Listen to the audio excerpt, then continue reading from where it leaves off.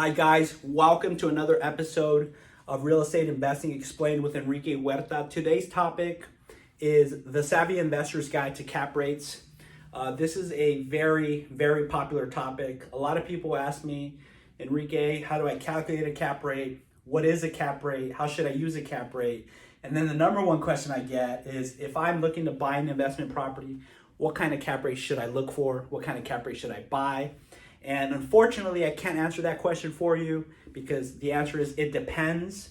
It depends on a few things. Cap rates are useful, and we'll talk about, the definition, the formula, why it's useful, why it's not useful, and some factors that influence cap rates.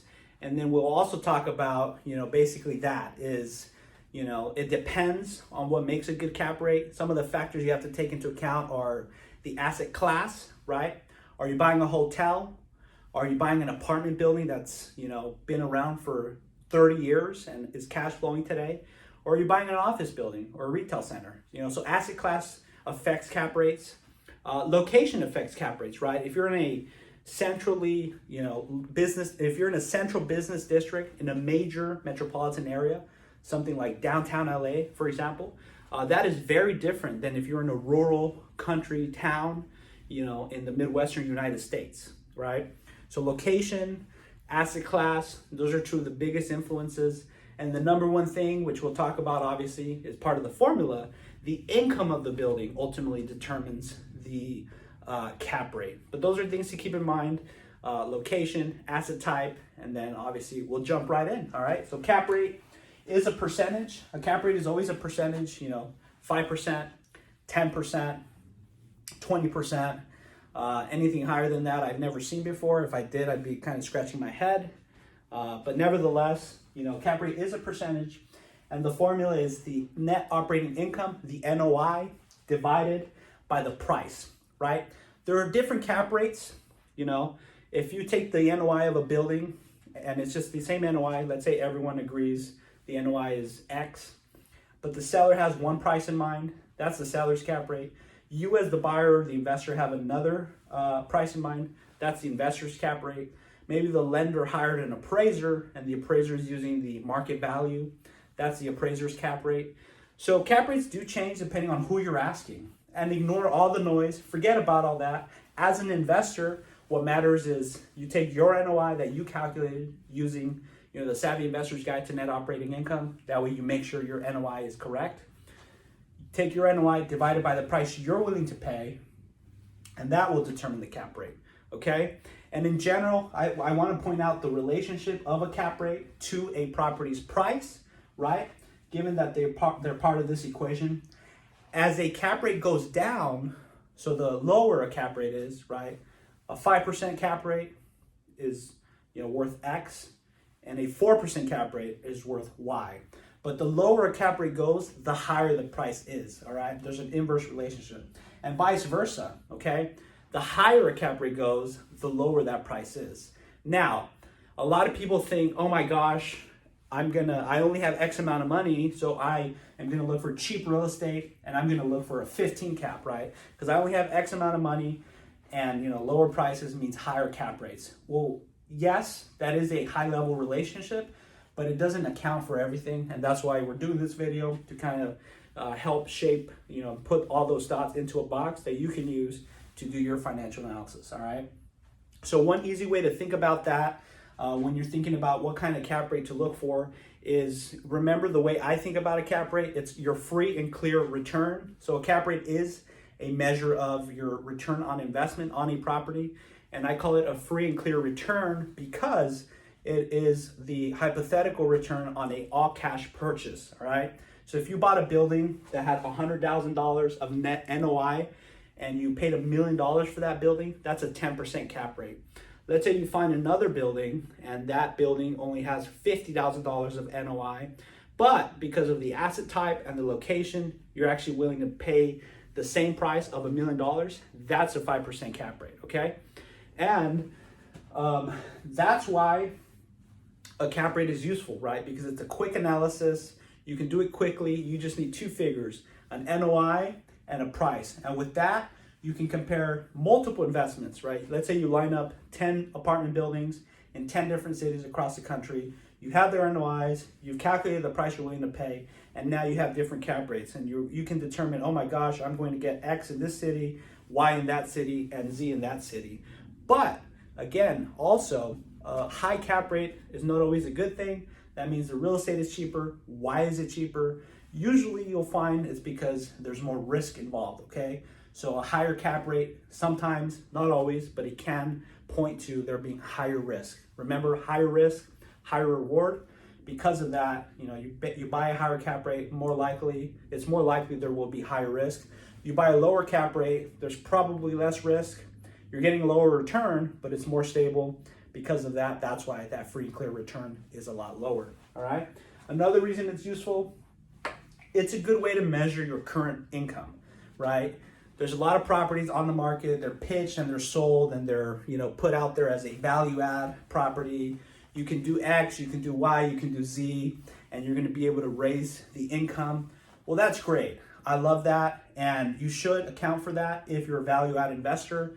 That's what I spend, most of my time doing is value add investing and reviewing opportunities with that lens. But I also never want to get disconnected from the basics, the fundamentals, right? What if I can't execute that business plan? What is the deal? What does the deal look like today on current income? And let's just say, forget about all the benefits of real estate right now. Let's just say I cannot get a loan. I can pay cash. What is actually my current cash return on that current income? That's what truly matters, right? If the world were never to improve, if it just stayed the same for the rest of time, the income never grew, then hey, what I'm paying today on the current income, that's my current return if I were to pay all cash. So that's why it's useful. It's a quick metric. It's simple. You can use it to compare different deals, different markets, see what kind of returns you can get in different areas with your capital. And then also it just, it takes away a lot of the smoke and mirrors and just like, boom, here's your current income and here's the return, man. If I buy this building at this price, that's the return I would get. Forget leveraging, and manufacturing greater returns because of that. And forget, adding X or doing Y. Let's just say I don't do anything with the building. That's my return, all right? And that's why it's useful. But it's also very limited for some of the reasons I mentioned. There's no timing, right? When you do a cap rate analysis, it's static. It's not dynamic. It's today. Like I take my trailing 12 history, my NOI, I divide it by the price. That's the cap rate. That's the cap rate today based on the income that has been. It doesn't take into account timing. Like, what is it going to be in the future, right? Will that cash return grow, right? Are my rents going to grow? Is it going to go down? Am I going to get leverage, right? If I borrow money, a cap rate really becomes irrelevant because now you're not actually calculating that cap rate as your true return. Now you're going to add leverage. You're putting less money down. You're going to have some levered returns and some higher returns more than likely. And the cap rate can't tell you if you're using a loan what your true return is. It also doesn't take into account the business plan, which again goes into leverage and timing.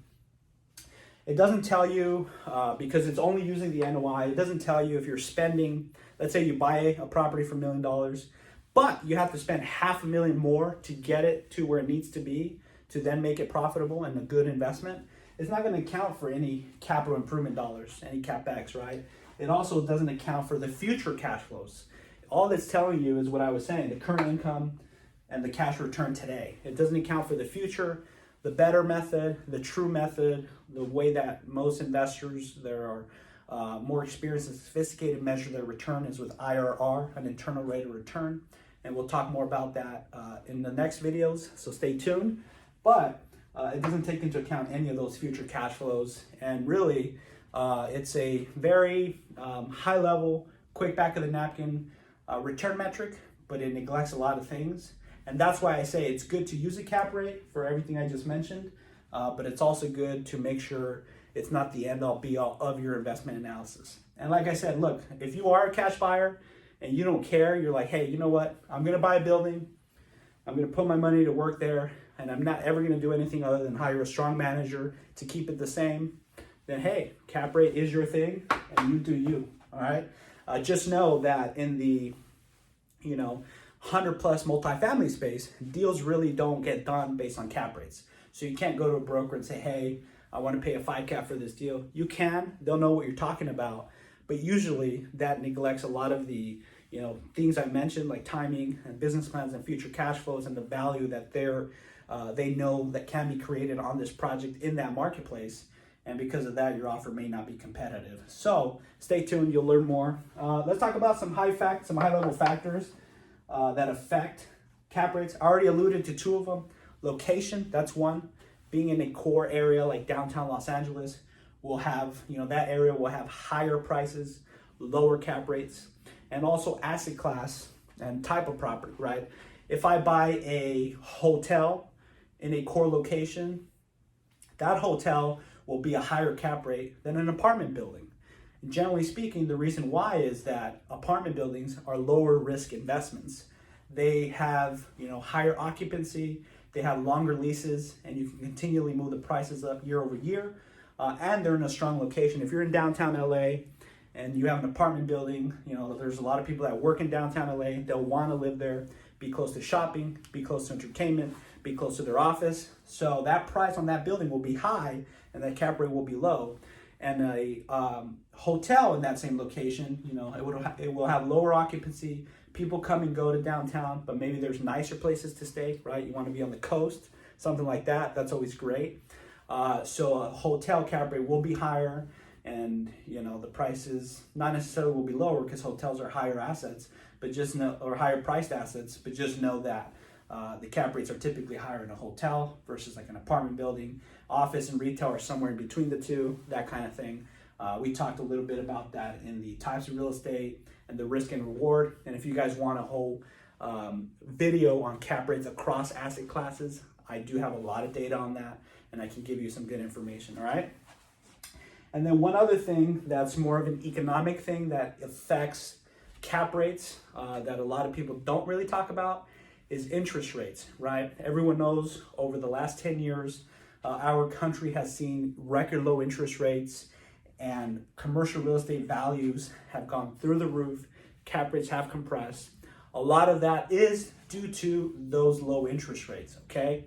When you can borrow more money for less, naturally prices will go up as people have access to more cash. They're gonna borrow more, they're gonna put more out, and there's a finite supply of assets to acquire. So then people take that money and they bid up values on prices. And that's really one thing that you want to monitor. I think real estate has not been fundamentally changed from its core investment, what I would consider its core investment philosophy. Like someone who's a real estate investor knows there's a core investment philosophy as it pertains to real estate. But real estate used to be more entrepreneurial, right? Over the last couple of decades, it was more of a wild, wild west. And really, over the last 10 to 20 years, it's become what I would call institutionalized. Real estate is now a big asset class. A lot of investors, not just real estate investors, invest in real estate. Pension funds, institutional investors, private equity companies. Because of that institutionalization of real estate, there's so much more capital chasing these deals. And those capital flows, coupled with the low interest rates that these investors can get on financing, have led to substantially lower cap rates. And so that's what we find, that as there's more money going into the economy, more liquidity, cap rates have compressed. Lower cap rates have led to lower interest rates. What happens from here, I don't know. Your guess is as good as mine. But I thought I'd share that with you, as it's very important to understand the relationship between interest rates, cap rates, and just general capital flows, okay? I do have here, real quickly, just some closing notes for you to think about.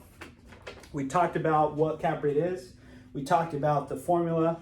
And then we talked about, obviously, that it can help you determine the riskiness, right? A higher cap rate is usually higher risk, and a low cap rate is usually lower risk. And then one other thing that I want you to remember, and I always want to stress, is don't ever just use the cap rate.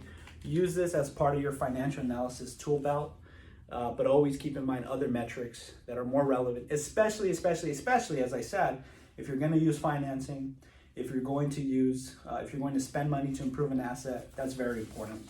And then I have here some questions that I wanted to answer here. I had someone mention that a cap rate does not measure a return because it's a valuation metric that comes from an income approach to value called direct capitalization. And while a cap rate is a valuation metric that comes from appraisal, right, it does also measure a return. And that, again, it measures your free and clear return, your return on an all-cash purchase, okay? And so the other thing was that the same individual mentioned that a cap rate does not necessarily reflect a market's perception of risk because it's not entirely measurable. And that is true. It's very difficult to measure risk, and investors see risk differently, which is why I encourage everyone to determine for themselves what they think is a worthwhile risk, right? And really, I'll leave you with this thought. The only risk is not making an investment in, a strong piece of real estate in a strong location over the long term, because again, all this liquidity, these low interest rates, and just the demographics of our country and the global, economy are going to contribute to further inflation in real estate, prices. And with that, I want you to benefit from it. So don't forget, what is the cap rate? Go find a good deal. If you have a deal for me to help you review, I'm happy to do so. If you want a spreadsheet to help you calculate cap rates and do a quick, back of the napkin analysis, I created one just for you. So email me or comment below with your email address and I'll send that to you. Otherwise, thanks for tuning in again. Hope this was helpful to you and I hope you have a great day. Take care. We'll talk soon.